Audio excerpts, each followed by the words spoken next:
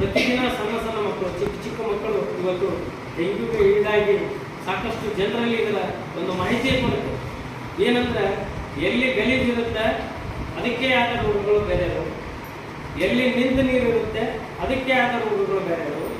ನಮ್ಮ ಮನೆಯಲ್ಲಿ ಇರ್ತಕ್ಕಂಥ ಶೇಖರಣಾ ಪಾತ್ರೆಗಳು, AC ಇರ್ಬೋದು, ಕುಂಡಲಿ ಇರ್ಬೋದು, ಪ್ರತಿಯೊಂದರಲ್ಲಿ ಹುಡ್ತಕ್ಕಂಥ ಸೊಳ್ಳೆಗಳು, ಆಮೇಲೆ ಕಟಕದಲ್ಲಿ ಇರ್ತಕ್ಕಂಥದ್ದು ಮೆದುಳು ಜ್ವರ ಮತ್ತು ಮಳೆಗಾಲ ರೋಗಗಳು, ಆಮೇಲೆ ಮನೆಯಲ್ಲಿ ಇರ್ತಕ್ಕಂಥ ಬಾಂಡ್ಲಿ ಇರ್ಬೋದು, ಬ್ಯಾರಲ್ ಇರ್ಬೋದು, AC, ಫ್ರಿಜ್ ಮತ್ತು ಕುಂಡಲಿ, ಶೋಕೇಸ್ ಅಂತ ಏನು ಮಾಡ್ತೀವಿ ಅದರಲ್ಲಿ ಮಾಡ್ತಕ್ಕಂಥ ಉದ್ದೇಶದಿಂದ ಏನಾಗುತ್ತಪ್ಪ ಅಂದ್ರೆ ಸೊಳ್ಳೆಗಳು ಒಳಗಡೆ ಬರುವುದಿಲ್ಲ, ಅಥವಾ ಅವ್ರ ಗೋಡೆಗಳ ಮೇಲೆ ಅವೆಲ್ಲ ಕೂತ್ಕೊಂಡ್ರೆ ಇಮಿಡಿಯೇಟ್ ಆಗಿ ಪ್ಯಾಬ್ಲೆಟ್ಸ್ ಆಗುತ್ತೆ, ತದನಂತರ ಸತ್ತು ಹೋಗುತ್ತೆ.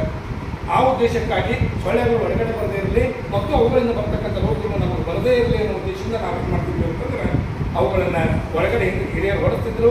ಅವಾಗ ಎಲ್ಲ ರೋಗ ರುಜಿನಗಳು ಭಾಳ ಕಡಿಮೆ ಆಗಿದೆ. ಈಗ ತದನಂತರದಲ್ಲಿ ನಾವೇನು ಮಾಡಕತ್ತೀವಿ, ನೀನು ತಗ್ಗಿ ಭಾಳ ಹೈಫೈ ಐತ್ರಿ, ಯಾರು ಬರಬಾರ್ದು ಅಂತ ಹೇಳಿ. ಯಾಕಂದ್ರೆ ನಮ್ಮ ಟೈಲ್ಸು ಹೊಲಸಾಗೋದು ಇಂಪಾರ್ಟೆಂಟ್ ಆಗೈತಿ. ನಮ್ಮ ದೇಹದ ಆರೋಗ್ಯವನ್ನು ಕಾಪಾಡ್ಕೊಳ್ಳೋದಕ್ಕೆ ನಾವು ಯಾರು ಕೂಡ ಒತ್ತು ಕೊಡ್ತಾ ಇದ್ದೀವಿ. ಹಾಗಂದ್ರೆ ನಮ್ಮದು ಏನು ಪಾತ್ರ ಇದೆ ಅಂತಂದ್ರೆ ಪ್ರತಿಯೊಬ್ಬರು ಕೂಡ ಸಾರ್ವಜನಿಕರು ನಮ್ಮ ಜೊತೆ ಸಹಭಾಗಿತ್ವ ತೋರಿದಾಗ ಮಾತ್ರ ನಾವು ಮಾಡ್ತಕ್ಕಂಥ ಕೆಲಸ ಕಾರ್ಯಗಳೇನಾಗುತ್ತಪ್ಪ ಅಂತಂದ್ರೆ ಅತ್ಯಂತ ಯಶಸ್ವಿಯನ್ನು ಕಾಣೋದಕ್ಕೆ ಸಾಧ್ಯ. ಕೇವಲ ನಾವು ಹೋಗ್ತೀವಿ, ಹೇಳ್ತೀವಿ, ಏನಾರು ಅಂತ ಇಲ್ಲರಪ್ಪ ಅಂತ ನೀರನ್ನು ಸ್ವಚ್ಛವಾಗಿಟ್ಕೊಳ್ರಿ, ಏನು ಗಟ್ಟರ ಬಸ್ ಅಂತ ಹೇಳಿದ್ರಿ, ಆಮೇಲೆ ಸ್ವಲ್ಪ ನೀರಾಗೊಳಗೆ ತೆಗಿಬೇಕು, ಇಲ್ಲ ನೀರು ತುಂಬ್ತೀರಿ ನೀರು ಅಂದ್ರೆ ಸಾರ್ವಜನಿಕರಿಗೆ ಏನಪ್ಪಾ ಅಂತಂದ್ರೆ ಸಹಕಾರ ಕೊಡೋದಕ್ಕಿಂತ ಹೆಚ್ಚಾಗಿ ಅಸಹಕಾರದ ಮಾತುಗಳೇ ಬರ್ತವೆ. ಹಾಗಿದ್ರೆ ನಮ್ಮ ಮಾರ್ಗೋಪಾಯಗಳನ್ನು ಕೂಡ ನಾವು ಹೇಳಿದ್ವಿ, ಇಲ್ಲ ನೀರನ್ನು ಬೇರೆ ಪಾತ್ರೆಗೆ ಸೋಸ್ರಿ, ಅದರಲ್ಲಿ ಇರ್ತಕ್ಕಂಥ ಈ ರೀತಿಯಾಗಿರ್ತಕ್ಕಂಥ ಲಾರ್ವಾಗಳಂತ ನಾವು ಇದು ಹೇಳ್ತೀವಿ. ಇದೇನು ಮಾಡ್ತಪ್ಪ ಅಂದ್ರೆ ಇಲ್ಲೇ ನಾವು ಹಿಡ್ಕೊಂಡ್ಬಂದೀವಿ, ಅಲ್ಲೇ ಸಿಗ್ತವೆ. ಇವನ್ ಏನಪ್ಪ ಅಂದ್ರೆ ಈ ಲಾರ್ವಾಗಳು ಏನು ಮಾಡುತ್ತಪ್ಪ ಅಂತಂದ್ರೆ ಇದೇ 1 ವಾರ ಬಿಟ್ಟ ಮೇಲೆ ಇನ್ನೊಂದು ಏನಾಗುತ್ತೆ, ವಯಸ್ಕ ಸೊಳ್ಳೆ ಆಗುತ್ತೆ. ಅಂದರೆ ಮೊದಲಿಂದ ಏನು ಮಾಡುತ್ತೆ, ಒಂದು ಸೊಳ್ಳೆ ಒಂದು ಸರ್ತಿಗೆ 250ರಿಂದ 300 ಮೊಟ್ಟೆಗಳನ್ನು ಇಡುತ್ತೆ. ಅದು ಇಟ್ಟಿರ್ತಕ್ಕಂಥ ನಂತರದಲ್ಲಿ 2 ರಿಂದ 3 ದಿವಸ ಬಿಟ್ಟ ಮೇಲೆ 250ರಿಂದ 300 ಮೊಟ್ಟೆಗಳನ್ನು ನೀರಿನಲ್ಲಿ ಇಟ್ಟು ಎಲ್ಲಿ ಇಡುತ್ತೀರಿ, ನಾವು ಮನೆಯಲ್ಲಿ ಸಂಗ್ರಹಿಸಿರ್ತಕ್ಕಂಥ ನೀರಿನ ಪರಿಕರಗಳಲ್ಲಿ ಇಡುತ್ತೆ. ನಾವು ಮನೆಯಲ್ಲಿ ಸಂಗ್ರಹಿಸಿರ್ತಕ್ಕಂಥ ನೀರು ಪರಿಕರಗಳನ್ನು ಯಾವ್ದು ಇರ್ಬೋದು, ನಾವು ಬಟ್ಟೆ ಒಗೆಯಕ್ಕೆ ಇಟ್ಟಿರ್ಬೋದು, ದನಕ್ಕೆ ನೀರು ಕುಡಿಸೋಕೆ ಇಟ್ಟಿರ್ಬೋದು, ಶೌಚಾಲಯಕ್ಕೆ ಬಳಸೋದಕ್ಕೆ ಇಟ್ಟಿರ್ಬೋದು. ಅದೇ ರೀತಿ ಇನ್ನಿತರ ಗೃಹೋಪಯೋಗಿ ಇರ್ತಕ್ಕಂಥ ಯಾವುದೇ ಒಂದು ಕಾರ್ಯಕ್ಕೂ ಕೂಡ ಇವುಗಳನ್ನು ನಾವು ತುಂಬಿಟ್ರಿ. ಆ ತುಂಬಿಟ್ಟಿದ್ದ ಸಂದರ್ಭದಲ್ಲಿ ಅದರ ಮೇಲೆ ನಾವು ಮುಚ್ಚಿಟ್ಟಿರೋದಿಲ್ಲ. ಮುಚ್ಚಿಟ್ಟದೇ ಇರ್ತಕ್ಕಂಥ ನೀರಿನ ಪರಿಕರಗಳೆಲ್ಲ ಅದೇನು ಮಾಡುತ್ತಪ್ಪ ಅಂದರೆ ಸೊಳ್ಳೆ ಬಂದು ತತ್ತಿಯಲ್ಲಿ ಇಟ್ಟು ಹೋಗಿರ್ತದೆ. ಇಟ್ಟು ಹೋದ್ರೆ ನಮ್ಗೆ ಗೊತ್ತಾಗೋದಿಲ್ಲ. 2 ರಿಂದ 3 ದಿವಸ ಬಿಟ್ಟ ಮೇಲೆ ಈ ರೀತಿಯ ಲಾರ್ವಾಗಳಂತ ಅದರಲ್ಲ ಏನಾಗುತ್ತಪ್ಪ ಅಂದರೆ ಅದೇ 2 ರಿಂದ 3 ದಿವಸ ಬಿಟ್ಟ ಮೇಲೆ ಒಂದು ಅಡಲ್ಟ್ ಮಸ್ಕಿಟೋ ಅಥವಾ ವಯಸ್ಕ ಸೊಳ್ಳೆಯಾಗಿ ಹಾರಿ ಹೋಗುತ್ತೆ. ಇದನ್ನು ನಾವು ಪ್ರಾಯೋಗಿಕವಾಗಿ ನೋಡ್ಬೇಕಂದ್ರೆ ಯಾವುದಾದ್ರೂ ಒಂದು ಬಾಟ್ಲಲ್ಲಿ ಹುಳುಗಳನ್ನು ಹಾಕಿ ಅದಕ್ಕೆ ಮೇಲೆ ಒಂದು ಹೋಲನ್ನು ಹಾಕಿ ಆ ನೀರಿನಲ್ಲಿ ಅದನ್ನು ಬಿಟ್ಬಿಟ್ರೆ ತಾವೇ ಒಂದು ವಾರ ಬಿಟ್ಟರೆ ನೋಡ್ರಿ ಅದಕ್ಕೆ ಸೊಳ್ಳೆಗಳಾಗಿ ಅವು ಹಾರಾಡ್ತಾ ಇರುತ್ತೆ. ಇದರಿಂದ ನಮ್ಗೆ ಏನಾಗುತ್ತಪ್ಪ ಅಂದ್ರೆ ನಾವು ಸಂಗ್ರಹಿಸಿರ್ತಕ್ಕಂಥ ನೀರಿನಲ್ಲೇ ಈ ಸೊಳ್ಳೆ ಹುಟ್ಟಿ ನಮಗೆ ಕಚ್ಚಿ ನಮಗೆ ರೋಗವನ್ನು ತರುತ್ತೆ. ಹೇಗೆ ನಾವು ಆಹಾರಕ್ಕಾಗಿ ನಾವು ಏನು ಮಾಡಿ ಸಸ್ಯಗಳನ್ನು ಅವಲಂಬನೆ ಮಾಡಿದ್ವಿ, ಹಾಗೆ ಇವು ತಮ್ಮ ಆಹಾರಕ್ಕಾಗಿ ಅವೇನಪ್ಪ ಅಂದ್ರೆ ಪ್ರಾಣಿ ಮತ್ತು ಮನುಷ್ಯರ ದೇಹದಲ್ಲಿರ್ತಕ್ಕಂಥ ರಕ್ತವನ್ನು ಅವಲಂಬನೆ ಮಾಡಿದ್ದಾವೆ.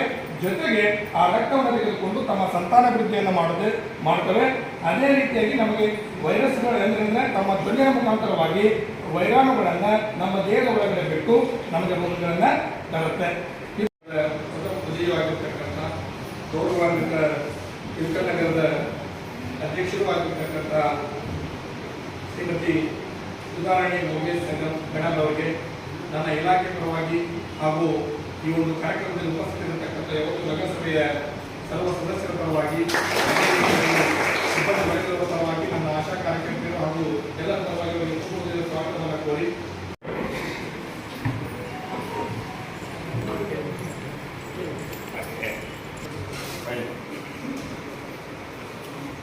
ಸರ್ಕಾರದ ನಿರ್ದೇಶನದಂತೆ ಗೌರವಾನ್ವಿತ ಚುನಾಯಿತ ಪ್ರತಿನಿಧಿಗಳಿಗೆ ಹಾಗೂ ಆ ಒಂದು ಸಂಸ್ಥೆಯಲ್ಲಿ ಕಾರ್ಯನಿರ್ವಹಿಸತಕ್ಕಂಥ ಸಿಬ್ಬಂದಿಗಳಿಗೆ ಈ ಮಾನ್ಸೂನ್ ಪ್ರಾರಂಭವಾದ ಕೂಡಲೇ ಸರ್ಕಾರದ ನಿರ್ದೇಶನಗಳಿಗೆ ಮಲೇರಿಯಾ, ಡೆಂಗ್ಯೂ, ಚಿಕನ್ ಗುನ್ಯಾ ರೋಗಗಳ ಬಗ್ಗೆ, ಸಾಂಕ್ರಾಮಿಕ ರೋಗಗಳ ಬಗ್ಗೆ ಒಂದು ಮಾಹಿತಿಯನ್ನು ನೀಡುವಂಥ ಒಂದು ಕಾರ್ಯಕ್ರಮದ ಅಧ್ಯಕ್ಷತೆಯನ್ನು ವಹಿಸಿರ್ತಕ್ಕಂಥ ಯಾವತ್ತು ಇಳಕಲ್ ನಗರಸಭೆಯ ಅಧ್ಯಕ್ಷರಾದಂಥ ಸಾಮಾನ್ಯ ಶ್ರೀಮತಿ ಸುಧಾರಾಣಿ ಸಂಗಮ್ ಮೇಡಮ್ ಅವರು ಹಾಗೂ ಎಲ್ಲ ಗೌರವಾನ್ವಿತ ಸದಸ್ಯರೇ ಹಾಗೂ ಈ ಒಂದು ನಗರಸಭೆಯ ಎಲ್ಲ ಸಿಬ್ಬಂದಿ ವರ್ಗದವರು, ನನ್ನ ಇಲಾಖೆಯ ಸಿಬ್ಬಂದಿ ವರ್ಗದವರು, ಆಶಾ ಕಾರ್ಯಕರ್ತರೆ ಎಲ್ಲರಿಗೂ ಬೆಳಗಿನ ಶುಭಾಶಯಗಳು.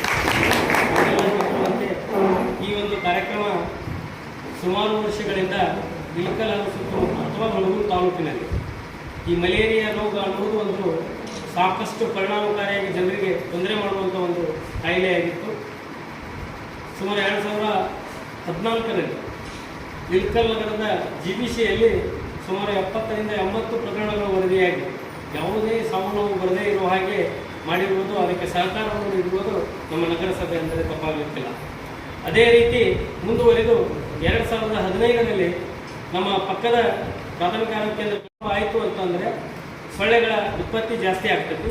ಸೊಳ್ಳೆಗಳ ಉತ್ಪತ್ತಿ ಜಾಸ್ತಿ ಆಯ್ತಂದ್ರೆ ಕಾರ್ಯಕ್ರಮ ನಮ್ಮ ತುರ್ತಾಗಿ ಮಾಡಬೇಕಾದವರು ಆರೋಗ್ಯ ಇಲಾಖೆಯವರು ಮತ್ತು ಪಂಚಾಯತ್ ರಾಜ್ ಅಥವಾ ನಗರಸಭೆ ಮತ್ತು ಪುರಸಭೆ. ಇಷ್ಟೆಲ್ಲ ಕಾರ್ಯಕ್ರಮಗಳನ್ನು ಕೈಗೊಂಡಾಗ ಜನರಿಗೆ ಜಾಗೃತಿ ಮೂಡಿಸಬೇಕಾದ ಒಂದು ಕರ್ತವ್ಯವನ್ನು ಇಲಾಖೆಯವರು ಮಾಡುವಾಗ ನಮಗೆ ಜನಪ್ರತಿನಿಧಿಗಳ ಸಹಕಾರವೂ ಅಷ್ಟೇ ಅವಶ್ಯಕತೆ ಮತ್ತು ಪಂಚಾಯತ್ ರಾಜ್ ಇಲಾಖೆಯ ಸಿಬ್ಬಂದಿಗಳ ಅವಶ್ಯಕತೆಯೂ ಕೂಡ ಇರುವುದರಿಂದ ಮಲೇರಿಯಾ ಪ್ರಕರಣಗಳು ಇಡೀ ಬಾಗಲಕೋಟೆ ಜಿಲ್ಲೆಯಲ್ಲಿ ಎಲ್ಲಿಯೂ ವರದಿಯಾಗಿಲ್ಲ.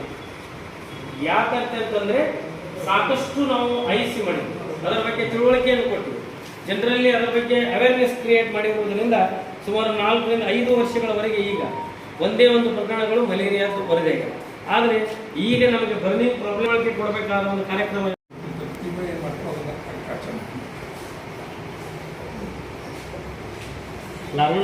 ಹಿಂಗಾಗಿದ್ರೆ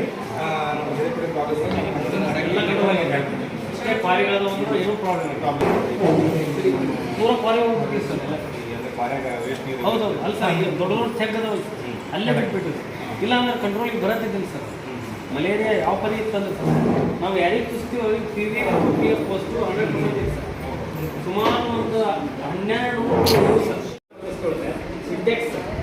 ನಾವು ನನ್ನ ಮೆಸೇಜ್ ಹೇಳ್ತೀನಿ, ಆ ಮುಚ್ಚಳ ಒಮ್ಮೆ ಯಾವಾಗ ತಗಲಿಕ್ಕೆ ಬಂದು ಹಂಗೆ ಇದಕ್ಕೊಂದು ಉದಾಹರಣೆ ಬೇಕಾಗ್ತಾವೆ ರೆಕಾರ್ಡ್ ಮಾಡಿ ಹಮ್ಮಿಕೊಂಡಿದೆ. ನಿಜವಾಗ್ಲೂ ಖುಷಿ ವಿಷಯ. ನಿಮ್ಮ ಇಲಾಖೆ ಜೊತೆ ನಮ್ಮ ನಗರಸಭೆ ಯಾವತ್ತೂ ಇರುತ್ತೆ.